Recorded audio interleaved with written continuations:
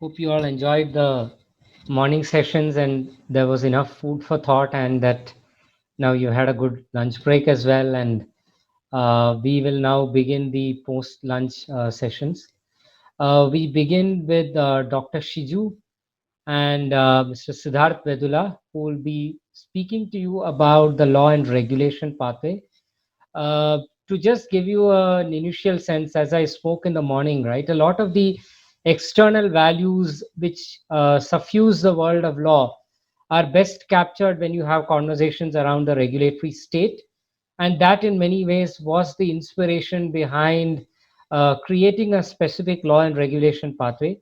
Once I developed this idea in my mind, we were fortunate to have Dr. Shiju expressing willingness to come to Daksha Fellowship and Sai University and build out this law and regulation pathway for the fellowship, of course, as well as build a larger research agenda and pedagogical project around regulatory state at the university. So today we will listen to Professor Shiju speak more about his vision. Just to give you a quick introduction, Professor Shiju taught for many years at NUJS Calcutta and has earned his PhD from JNU. Subsequently, he went to Terry University to set up the Center for Postgraduate Legal Studies there and to run a specialized LLM program. Previously, before joining the fellowship and Sai University, Dr. Shiju was with Christ Academy, a sister concern of the Christ University. We also got lucky with getting Siddharth to come on board. So Siddharth is a former partner with JSC Bangalore, and he's a graduate of the NLS Bangalore. Siddharth has done extensive work around corporate and securities law and mergers and acquisitions, private equity, and so on. And he is specially with us to develop that part of the regulatory track which is focused around corporate and financial regulation. So together, they promise to build a very, very exciting, one of its kind law and regulation pathway at Daksha Fellowship and at Sai University. So over to you both, Dr. Shiju, welcome, and Siddharth, welcome to this session. Thank you, Anand. Thank you, Anand, for that introduction. And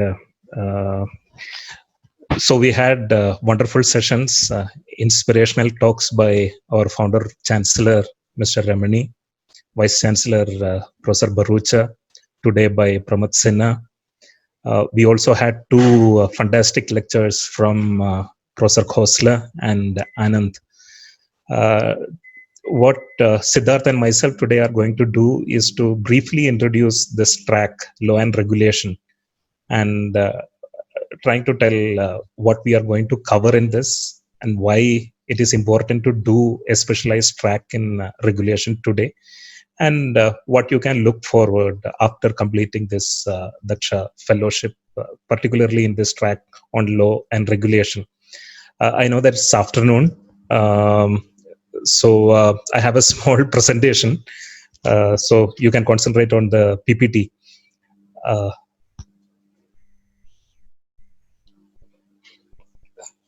Okay. So as Anand has already mentioned, this is one of its kind in India.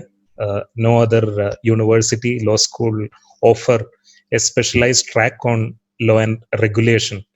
And even regulatory studies is slowly picking up in India, with this starting an MA in regulatory studies, but we don't have an LLM or a fellowship in law and regulation. So this will be the first of its kind program in India. But even though the academic interest in law and regulation is slowly picking up, we can see that regulation is not new in the world. So we have okay, so wonderful picture. There is beer and bread. Yesterday you have already read that piece in New York Times by Professor Sunstein on administrative state. So it becomes easy for me to explain and build on that op-ed piece in New York Times.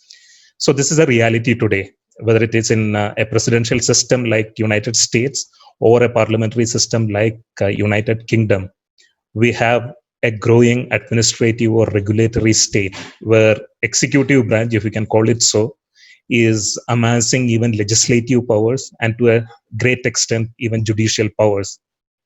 So we are, but when you look at it, we can see that regulation has been there for a long period of time. So the first in common law tradition, the first regulation was on two essential items, bread and beer. And I'm excited about the second essential item, beer, because I stay in Bangalore, and within 750 meters of my residence, I have six retail outlets and six equal number of pubs. So I live among people who sell and who consume beer. But we can see that this was the first regulation in the common law tradition, bread and beer assays in the 13th century itself, and where they were concerned about the quality, the quantity of bread and beer, which was considered as essential at that point of time.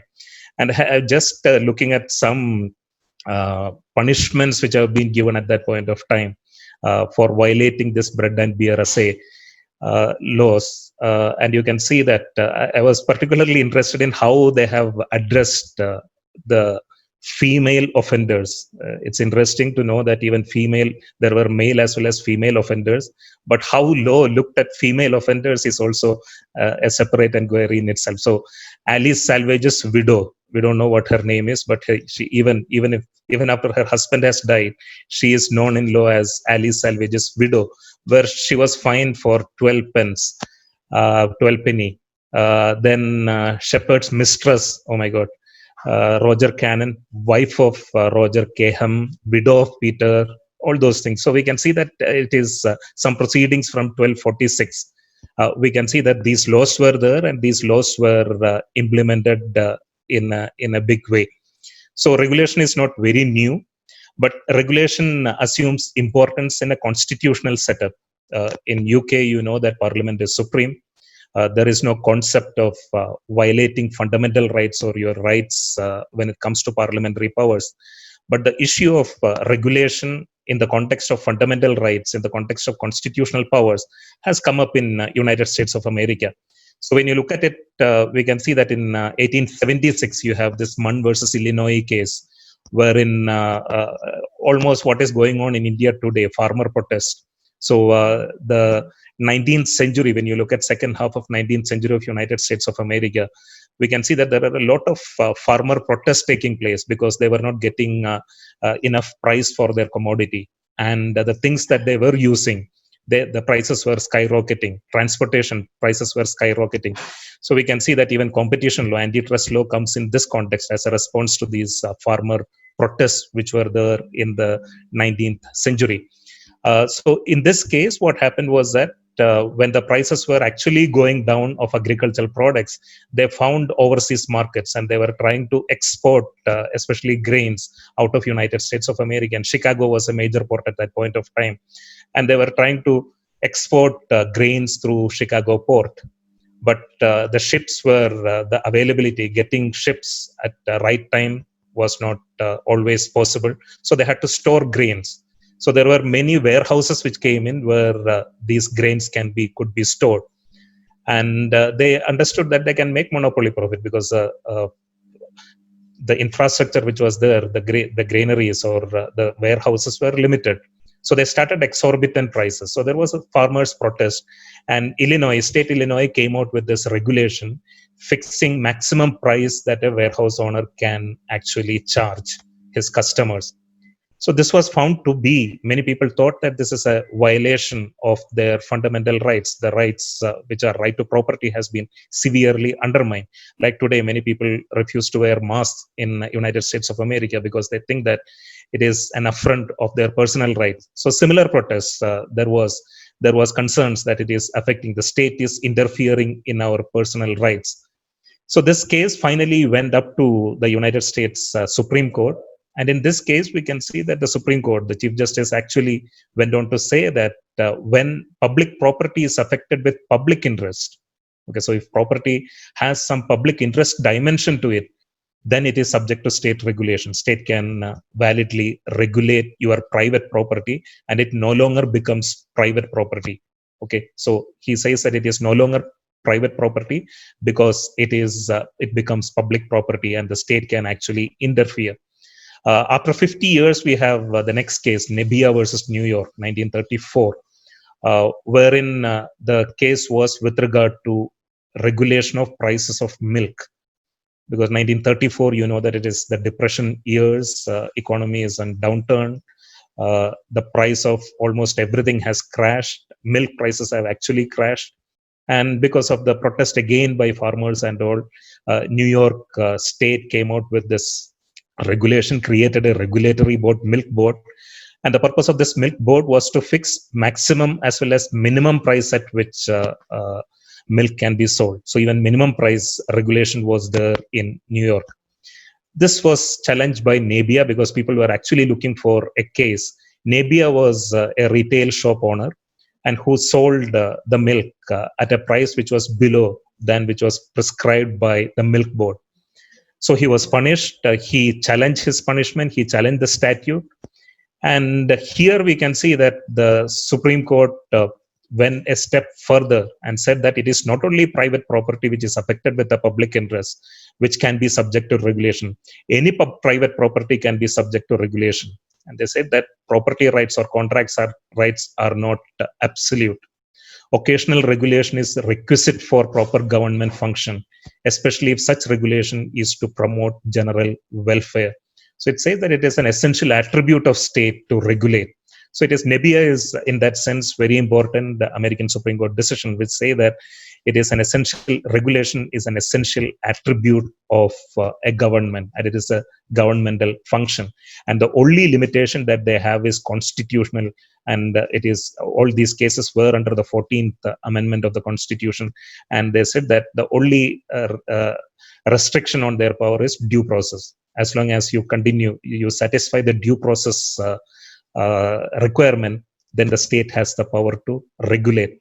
So this is an important a landmark judgment wherein we can see that in a constitutional setup also regulation is possible. Now there were different routes through which regulation was being done. When you look at both common law tradition and civil law tradition, we can see that mainly three ways. One was regulation by license. So certain industries, you need a license to operate. For example, in telecom in India, you need a license to be a telecom operator.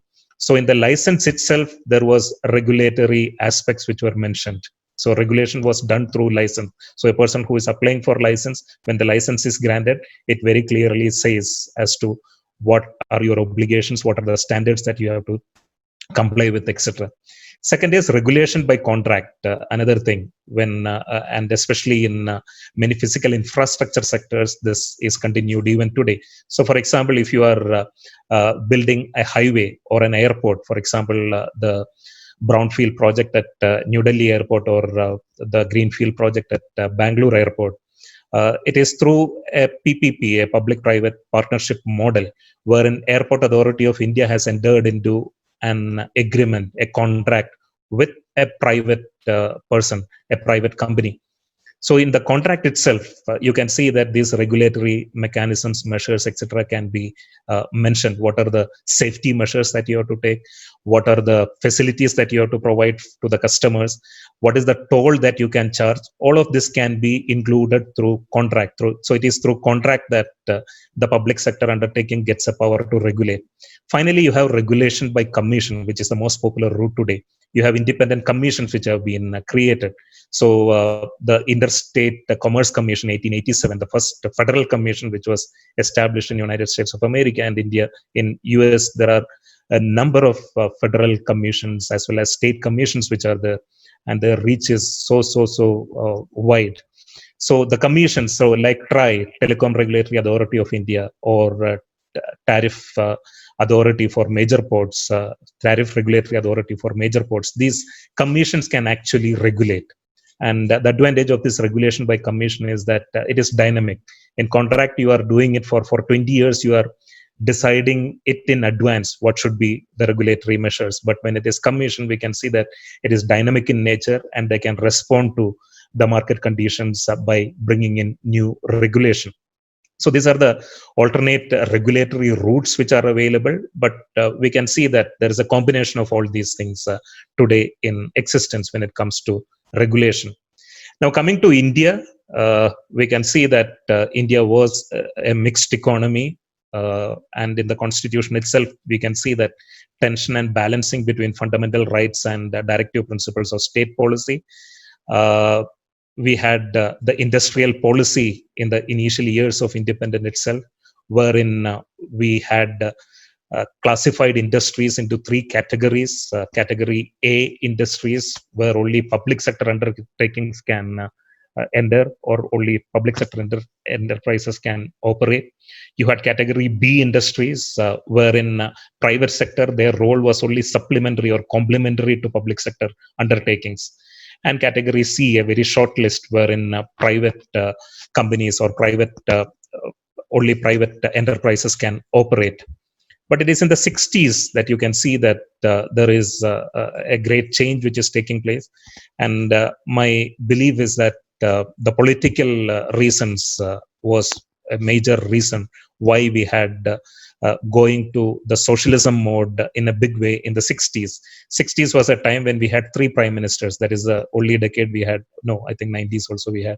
But 60s we had three prime ministers, Jawaharlal Nehru, Lal Bahadur Shastri, and Indira Gandhi. We had two wars with China and Pakistan, and we had two droughts. That is also an important thing, because at that point of time, our GDP, our growth was essentially dependent on the monsoon. So when you say that you have two droughts, it means that your GDP is taking a nosedive. And interestingly, 60s we went to IMF, we went to World Bank for loan, and we had some initial reforms at the insistence of IMF taking place in the 60s when Indira Gandhi was the prime minister. First steps of reform actually happened at that point of time. We devalued our rupee, but because of especially the stance by United States of America and their support of Pakistan in a big way, we retracted from that. It is especially at that point of time, precisely at this point of time, there is a split in the Congress party. Congress is split into two. Indira Gandhi was projected as a person who is standing for the poor, the socialist Indira Gandhi, against the capitalist rebel, the other party, which were standing only for the capitalists. So it is at that time the socialist Indira Gandhi, who was standing for the poor, went into a complete control mode. Bank nationalization, nationalization of coal, nationalization of insurance sector. All this happens in the 60s. Anand mentioned about Indian Patent Act, which was enacted on the basis of a recommendation of a committee. That committee also comes in during this period of time. And to understand that Patent Act, wherein state or public purpose takes in a way precedence over innovation, has to be understood in this light, that there were 4 or 5 commissions which were established at that point of time, and the common refrain of all these commission reports is that the poor has to be helped. It is the industry, their role is to actually in nation building. It is the poor of the people, the poorer sections of the society have to get the benefits of development, etc. So MRTP comes at that point of time. Monopolies, Restrictives and Trade Practices Act 1969 is also coming at that point of time. Then this time the regulation, and if you want to know about this regulation which was happening at that point of time and the extent of regulation, I think the best book to read would be Gurcharan Das' book, India Unbound. Gurcharan Das, the person who sold Vicks, the person who made all the married men addicted to Vicks. Anand has not yet started using Vicks, but all the married men use Vicks. Women don't use Vicks, I don't know for what reason, but all married men use Vicks. So Gurcharan Das, as Procter and Gamble's person, the head in India, he speaks about the extent of regulation at that point of time. Even Arun Shuri's book, even bureaucracy, even within bureaucracy, the level of control. The question was whether a non-gazetted officer can actually use a green ink, or a non-gazetted officer can use red ink. That led to thousands of pages of memo or the cabinet, the notes, file notes going to and fro. So regulation was there in all sectors. And just to give an anecdote, uh, an IAS officer was speaking to us who later went on to become a member of the planning commission. So he was speaking about his marriage. uh, in his first night, oh my god, I'm from beer, I'm going to first night. But on his first night, he was having this conversation with his wife, and he asked genuinely his wife, why did you marry me? And apparently the wife answered that he was expecting a good answer, a romantic answer, saying that you look like Ashok Kumar or Dharmendra or something. But the answer given by the wife was that you have a gas connection. Okay, because at that point of time, getting a gas connection was very, very difficult. Then the wife asked the husband, why did you marry me? Then apparently he answered, because the wife was a famous dancer at that point of time, she had a telephone connection. Okay, so even marriages were decided on the basis of whether you have a telephone connection, because she had eligibility to get a telephone connection in the artist category. So even telephone connection was very difficult today. Even before we think about a connection is there. But we are speaking about the 60s, 70s, and 80s, where regulation was at its peak. But in 1991, we have liberalization. With liberalization, we can see that a lot of changes taking place. The industrial policy, new policy came in 1991. Many sectors which were for only exclusively for the public sector was thrown open to private sector. Uh, Disinvestment happened. Many public sector undertakings were handed over to private investment.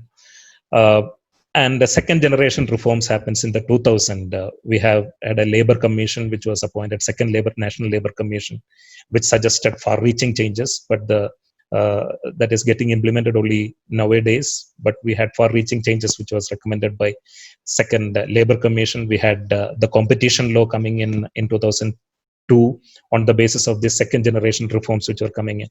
And it is as part of the second generation reforms, we can see that regulatory reform is also taking place in India. So we had this deregulation which happened in the 90s, which reduced the state control.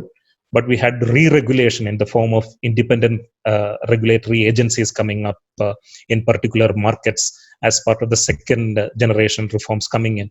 So we had these regulatory reform, initial regulatory commissions which came in.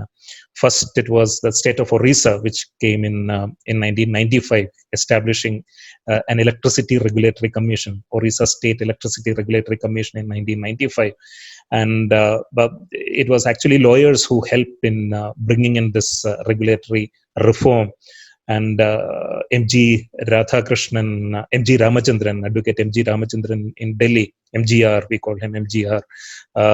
He played a major role in drafting these laws and all OERC in 1995.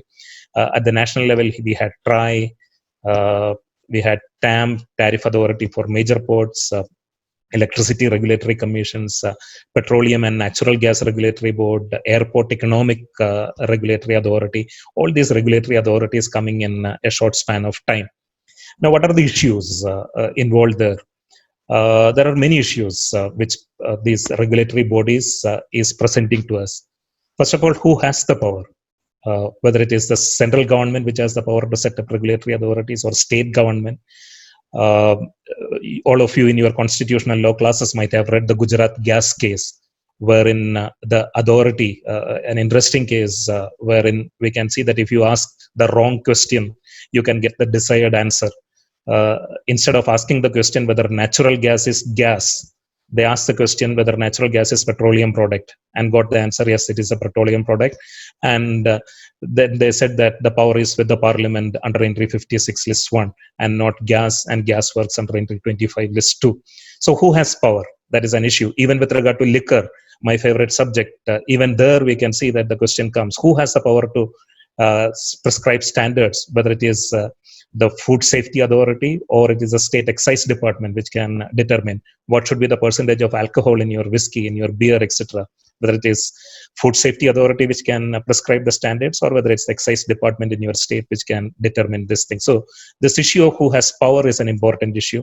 Second is, in constitution we studied about separation of power into legislature, executive and judiciary, but we can see that when it comes to these regulatory authorities, there is a blurring of boundaries which is happening in take for example Competition Commission of India. It has the power to make regulations, they legislate, they have the power to execute it, they also have the power to investigate it, violations, and they have the power to decide these matters. So this blurring of boundaries which is happening, and the number of regulations which are coming in United States of America, some rough estimates say that for every law passed by the Congress, there are more than 60 regulations which are made by the regulatory agencies. So that is the extent of legislative work that is being done by these regulatory agencies, and the oversight by parliament is very negligible in this matter. Procedural fairness, when you come out with these regulations, what are the procedure, whether there is a pre-publication which is taking place, do you get uh, opinion of the stakeholders there, accountability, who are they accountable to, and what would be the role of judiciary, especially in a constitutional context, what is the role of high court, because most of these regulatory statutes we can see that high court's power is not there, it is the appeal is directly go to the Supreme Court, and high courts are omitted from this. So what is the role of high courts here, what is the role of constitutional courts in these are the issues which are coming in. So keeping all these in mind, we think that regulatory studies is both a subject wherein you can have serious academic studies, as well as which has great practical implications. You can make a career in practice, as well as you can, if you are interested in academics, even regulatory studies is one area where you can have a great future. So keeping all this in mind, what we are trying to do today in this track law and regulation is that you will have a foundation course on business laws, which will be in the form of a boot camp, where you will be trying to see contract law, companies law, all these foundational business laws from the prism of regulation and from purely from a practical point of view. So it is not me who is going to teach, not an academic, it will be a practitioner who will be teaching this course from a practice point of view. What is business law? Regulatory economics, it's an area where interdisciplinary studies are very important, and economics in a sense, and we are getting an economist who can talk to lawyers. Lawyers can understand that economist. So we have a course on regulatory economics. Then we have some basic courses like evolution of the Indian regulatory state. It is very essential for you to understand how this Indian regulatory state has evolved, and we have got a great academic who is going to come and teach that. Regulation and administration, because we can see that administrative law plays a major role in regulation. So we have this regulation and administration. Again, an expert in administrative law is coming. Technology plays a major role. Technology can have an impact on the market itself. I spoke about Chicago port. Containerization, a technological change, made New York, San Francisco ports irrelevant altogether. Singapore becomes a major port because of containerization. So technology can change the market, and regulation also. We can see that many regulation become redundant because of technological changes. And technology also has to be regulated. So regulation of technology is also important. So we will have a course which is a cross-listed course, public law, technology and governance. So this is with regard to, then we have some specialized courses in competition law, a horizontal regulation which is applicable to all sectors. Competition law, we will be looking at environmental regulations, another important area. And business can no longer ignore environmental regulation. SEBI's latest regulation is in the field of environment, a listed company, the environmental compliances that they have to go through. Not only that, from a purely point of environment also, we can see that environmental regulations becomes important. Vertical sector wise, we will be covering telecom regulation. We have energy and infrastructure. We'll be looking at financial regulation.